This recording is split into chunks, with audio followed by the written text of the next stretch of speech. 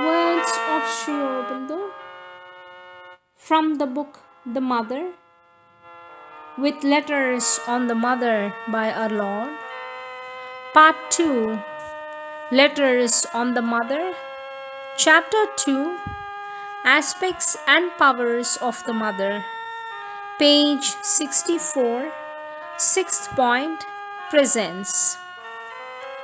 It is intended by the word presence to indicate the sense and perception of the divine as a being felt as present in one's existence and consciousness or in relation with it without the necessity of any further qualification or description.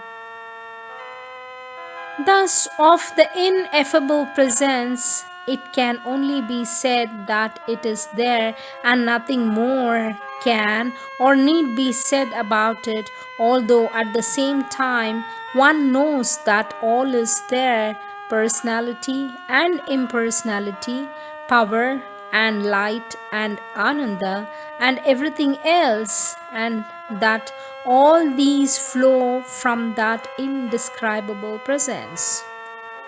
The word may be used sometimes in a less absolute sense, but that is always the fundamental significance, the essential perception of the essential presence supporting everything else. Seventh point, the Transcendent Mother. Sri Aurobindo says, this is what is termed the Adya Shakti.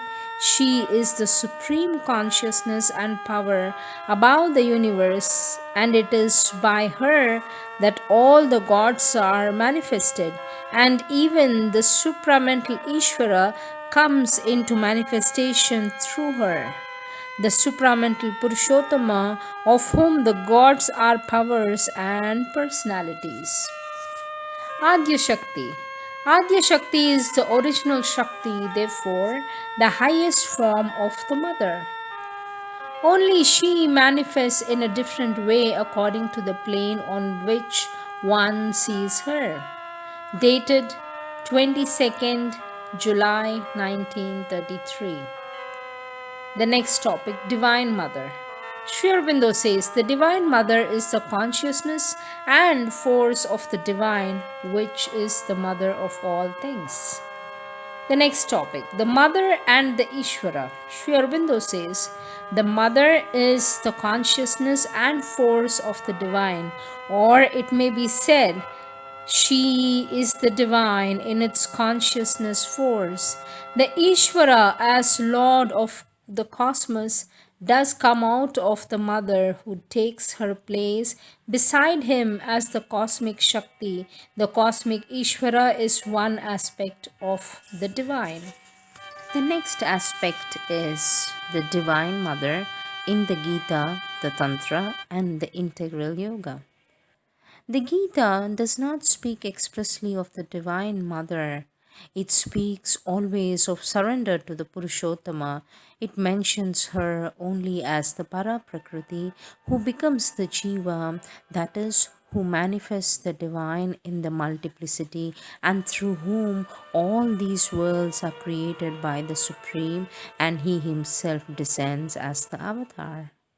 The Gita follows the Vedantic tradition, which leans entirely on the Ishvara aspect of the divine and speaks little of the Divine Mother because its object is to draw back from the world nature and arrive at the supreme realization beyond it. The Tantric tradition leans on the Shakti or Ishwari aspect and makes all depend on the Divine Mother because its object is to possess and dominate the world nature and arrive at the supreme realization through it. This yoga insists on both the aspects. The surrender to the Divine Mother is essential, for without it, there is no fulfillment of the object of the yoga. In regard to the Purushottama, the Divine Mother is the supreme divine consciousness and power above the worlds, Adya Shakti. She carries the supreme in herself and manifests the divine in the worlds through the Akshara and Kshara.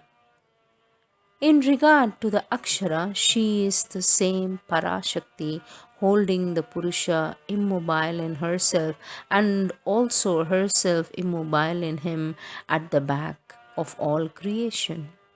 In regard to the Kshara, she is the mobile cosmic energy manifesting all beings and forces. The experience of the mother being the supreme is the tantric experience. It is one side of the truth.